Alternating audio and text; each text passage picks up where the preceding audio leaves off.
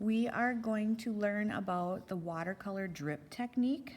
We are going to be drawing a picture of a face, and then we are going to be doing watercolor dripping in the picture to show a different type of art style. So the first thing you would do is you would draw out a face, and you can decide how you'd like to do this. I'm going to do just the partial bottom part of the face. Make sure the proportion is correct.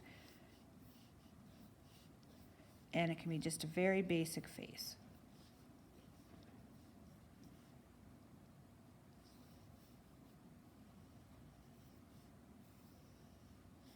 Okay, once we have the face, you can add in, details. So I want eyelashes or eyebrows, things like that. Okay, then what I'm going to do is I'm going to add in kind of what I want to have around the outside for the hair. So you can decide. It can be traditional hair where you just have like kind of blobs of color coming down, or you can incorporate and do, I've had some where I've done flowers, so just a really kind of a generic flower. Other people have had, you can do like raindrops. You can do all kinds of different things. Now, the idea is once you have a really basic drawing in, we're going to go and we're going to use our watercolor and we're going to fill this in. Now, you don't have to do it in realistic colors. The colors can be anything you want. The idea, though, is to get the different layers of color in and to get the drip technique so that when they drip together, it doesn't turn kind of like a mucky brown. So the first thing I'm going to do is I'm going to take yellow, and on some of the lighter spots of my picture, I'm going to put some yellow. Now, when I do this, I don't color the whole face. I do just like some sections, okay? So like some light spots. So like probably on your cheeks would be kind of lighter, maybe your forehead. The tip of your nose usually is a little bit lighter, the end of your chin, and then maybe some on the edge here. Okay, then what I'm going to do is I'm going to go in with an orange or a darker color, and I'm going to do some of the shadows. And once again, it's really light, and they kind of blend into the other ones. It's going to look kind of chunky, and it's going to look kind of weird at first, and so you just have to bear with me. Toward the end, once we do the sharpening portion, it's going to definitely turn out a lot different. So we'll have some darker sections here. Now you can leave sections white on the paper too. It almost looks a little bit better if you do. If you go too much with the paint, then sometimes it's a little confusing. So we'll go like this and we'll leave some white spots in the face. Okay, so it's kind of marbled and it's just done very, very lightly. Next thing we're going to do is we're going to start filling in some of the other things that we have. So let's say, for example, if I'm doing a flower, and it can be really, really, really simple. You always want to make sure you're blending colors with it. You don't want a solid like blue or solid green. So I'm going to add in some colors with it. Always pick colors that are next to each other on the color wheel. They tend to blend a lot easier. Also, when you're doing it, one of the things that's kind of helpful is if you use colors two primaries that make a secondary, that one would work too. But if you pick colors that are too opposite each other on the color wheel, a lot of times they will kind of mix together and you'll get kind of a gross brown color. Now, one of the things about watercolor is obviously it doesn't always stay inside the lines. It's a little bit harder to control. Also, it is one of those things that needs sufficient drying time, so you almost have to work on it and then set it aside for a while to let it dry and then continue back on. So let's say I have everything filled in on my paper. Next thing I'm going to do is I'm going to make sure everything is dry. So obviously on my paper it is not. So just for time's sake, I am going to just kind of dot this off just so you can see what it'll look like. So let's say my project was dry, and what I'm going to do is I'm going to start doing the dripping portion.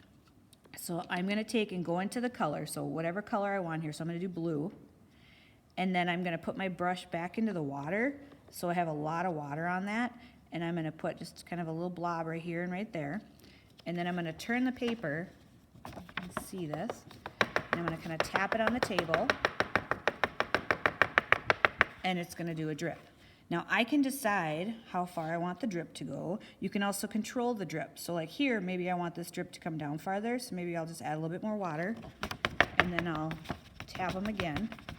Now the cool part about this project is it can go into your actual drawing One of the things you want to make sure though is, like I said, if this is wet, when this blends together, it's going to get you a weird color. So you just want to make sure that the background stuff is all completely dry before you start doing the dripping. Now you can drip any portion of the face you want. Some people have had like the eyes dripping, faces dripping. See, even during here when I did that, it made the face drip. Those are the things that normally would drive you crazy in a picture, but that's what we want to have in this particular one. Okay, so here's an example of one that I have done so you can see. So this is a face and it has watercolor. I did the flowers around it. And then the cool part is once you have finished the painting, you are going to take your Sharpie and you are going to Sharpie, first of all, your actual design. So like my actual face, I Sharpied and the flowers. And then what I'm going to do is I'm going to go around every little section that changes value. So like light red, dark red, there's purples, there's greens, there's blues. The more lines you incorporate, the more interesting your picture is going to look. The nice thing is too, is it doesn't have to be perfect. So in my background, I just put some light colors just to kind of fill some stuff in. So it looks like the hair, but it's not actually the hair. Another one I did was an up close version of a face. I don't know how well you can see that, but it's a girl with glasses. And then the top is just actually blobs of color. I didn't actually make any real hair. The cool part is the drips actually make it look like hair. I have some of the drips from the face coming down. If there's parts of your drawing that you want to keep white, what you can do is you can use masking tape and you could tape down on the spots that you'd like to stay white. And then when you're done with all the dripping and every part you've done and it's dry, once you take the tape off, it will leave that section wet or white. So you can decide kind of how you'd like to incorporate this, what you'd like to have drip, what you don't want to have drip. And it's nice because you can control your drips on here. So the main goal is to draw a face that takes up the whole entire paper, some form of hair. It could be, like I said, blobs, it could be hearts, flowers, pretty much anything you'd like. And then you're going to have the drip technique. Once everything is dry, you're going to go over it with the extra fine point Sharpie on every section of the picture. Now on this one right here, so this part's dry right now. I want to show you, so this is the first coat. Most watercolors have at least 2 to 3 coats of paint. So not only there, I'm going to go in and add a little bit darker, and it's kind of chunky. So I'm going to add a darker section there, maybe a darker section here, here, maybe here. Okay, and that would be my second coat. And then what I could do is I could go in and once it's dry, I could add a third coat. So like for example, for yellow, I could make it a little bit darker yellow here, maybe a little darker yellow here.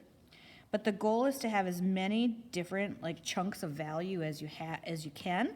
Otherwise, it makes it kind of complicated for the watercolor when you're doing the Sharpie. Because if I only have just some real basic light colors in here, I'm not going to have a lot of things that I can go around with the Sharpie. So, main focus is working on controlling the watercolor, doing the drip, and then doing the Sharpie portion at the end, so that you end up with a really cool end product.